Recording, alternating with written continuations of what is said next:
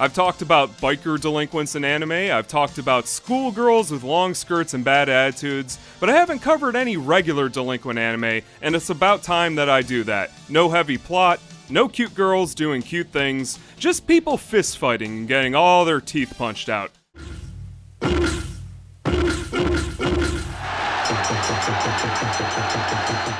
Os Karate Bu is a comedy delinquent anime that tells a bloody, slapstick martial arts story over the course of 4 manly VHS tapes. The anime takes place in Osaka, a city in Japan known for its crazy haircuts, karate experts, and badass backwoods delinquents. And the man with the most incredible haircut of them all is Takagi, the main character of the series. He's a man among men, and also the unofficial protector of the town. The most iconic thing about Takagi is his lightning-shaped haircut. It may look insane, which, it is, but it marks him as the third soul of Osaka, which basically means that you do not mess with him. Now, if you're unfamiliar with the delinquent genre, then a show like this would probably be a pretty good place to start. Each story ends with a delinquent showdown, and every fight centers around a new villain that Takagi has to beat into the ground with fists of justice. Apparently, the manga eventually went full shonen with fireball attacks and everything, but this anime keeps it straight to hand combat with none of the superpowers that you would expect from something like Dragon Ball Z. It really is just punching people into the ground until they stay down, and Takagi is such a likable character that you're never gonna get bored of it. Takagi's reputation is constantly getting him into trouble though. He's routinely getting jumped by people who just want to make a name for themselves, and there's always someone starting trouble, so Takagi is always there, solving that problem with his fists. Did somebody steal something of his? Well, he beats them up. Somebody beat up one of his friends? He beats them up. Somebody beat him up? You better believe he beats them up. There's no problem that he cannot solve with karate. And when he's not punching all the blood out of people's bodies, he runs the Osaka Karate Club, a martial arts dojo where the training could kill you. You better not collapse or you're gonna get a face full of thumbtacks. There's other members of the karate club too, but most of them are first-year students that are constantly getting the life kicked out of them, whether they deserve it or not. And there's also Momo, the first girl member of the club. She only really became the club manager so that she could get closer to Takagi, and she's got a bad habit of breaking all the windows when she cries. This anime really loves to remind you just how manly it is too. We're talking self-reliance through martial arts. We're talking defending your friend's honor through arm wrestling. They even make a huge deal out of keeping your promises to the point where there is an entire story that revolves around it. Originally the series wasn't even supposed to star Takagi, but that quickly changed the second that he got introduced in the manga. Him and Momo basically carry the entire anime, and their voice acting is so over the top and fun to listen to that I'm tempted to recommend the anime just based on the voices alone. Genda Tesho lent his voice to the main character, and he's currently voicing Kaido in One Piece, as well as the nine-tailed demon fox from Boruto, so his list of manly anime characters goes back decades, and it fits Takagi's character like a glove.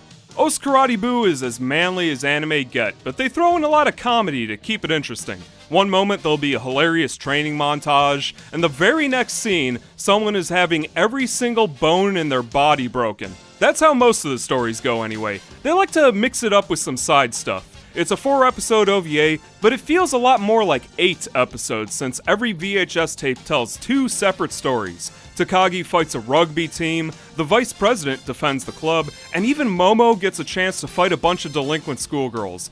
Good balance of punching and humor. They spend just enough time on every character so you get to know them, and with that said, it may not have a whole lot of depth, but there's some genuine moments between Takagi and his friends that makes it feel less like a generic delinquent show, which I really respect. I really wish this was a full series though. Os Karate Bu was serialized in Young Jump from 1985 to 1996, and it ran for 43 volumes before it ended. That's a lot of manga. You know what they did do though? They gave it a pachinko machine. And there's nothing like delinquents yelling at you while you lose all your money to really put your life into perspective.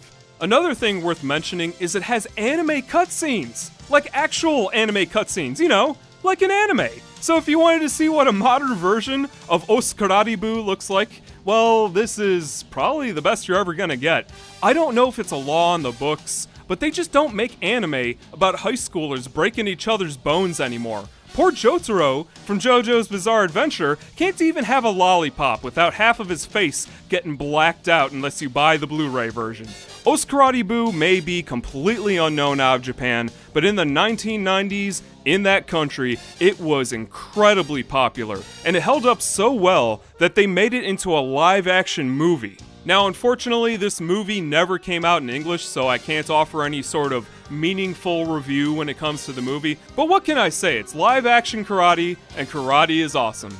Most of it follows the same plot of the anime. Takagi is still the head of the karate club, Momo is still the cute manager, and Takagi still does massive amounts of damage to absolutely anybody who stands in his way. Also, major props to whoever cast the main character of this movie. Seeing that lightning cut in real life somehow makes it even more badass than it already was, and it's not a Japanese delinquent movie without a model of the city in the bad guy's lair. Was there like a delinquent quota that said every single series had to have at least one diorama? I mean, I love it, but it's a little ridiculous when you see one pop up in every single movie. Even Hana no Asukagumi had it, and that series was about schoolgirls. If you like the anime, I'm not going to say it's a must-see, but unless somebody subtitles the tape, I can't really recommend it to people who aren't familiar with the series. Then again, I mean, if you watch karate movies on VHS, then something like not having subtitles probably isn't going to stop you. It wouldn't stop me, and it didn't. So here's some trivia.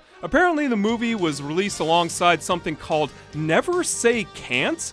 I have no idea what that is, but look at this poster. I mean, come on. Which of these two films would you have watched? Romantic drama or delinquent movie packed with lightning haircuts? I think the choice is pretty obvious. And now we're gonna move on to the Super Nintendo game, which they made and exists and has voice acting. How does it have voice acting on a Super Famicom? That blows my mind. It's pretty good at actually following the manga too. It has a full story mode and everything. In a way, it kind of continues where the anime left off. That means you get to fight all the boss characters from the OVA, such as the monk guy who fights with these Buddha beads, I don't know what else you would call them. You've got the overly buff guy with no pupils from the anime, and you also have the Karate Twins, which are two characters that you control at the same time, way before the Ice Climbers. So here's a cool tip. If you wanted to play as Momo, there's a cheat code to play as her. At the title screen, press L, left,